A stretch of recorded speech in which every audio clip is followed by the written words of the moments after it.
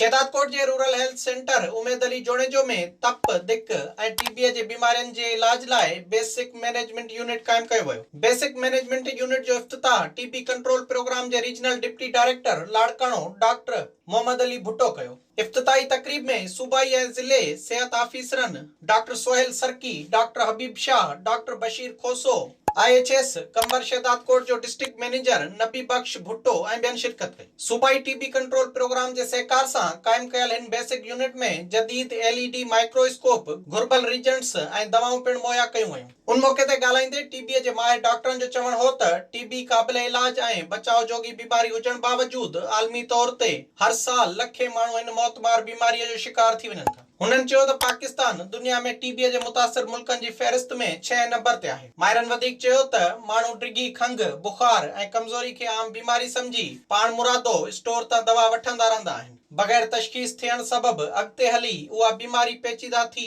मौत जो कारण बणिजे थी। हुननि चयो त हिन सेंटर ज़रिए माण्हुनि जो मुफ़्त इलाज कयो वेंदो। असां सोचियोसीं त जीअं असां हितां जे अवाम खे सहूलियत ॾियूं ऐं इहा सॼी IHS नबी बख्श भुट्टो साहिब जे तावन सां ई ज़ाहिर पॉसिबल थियो आहे ऐं उन्हनि जा 3 ऑलरेडी सेंटर हुया। हे चोथों सेंटर असां उन्हनि जो स्टार्ट कयो आहे। विज़िट कयो अवामी आवाज़ मीडिया ग्रुप जी वेबसाइट awamiawaz.pk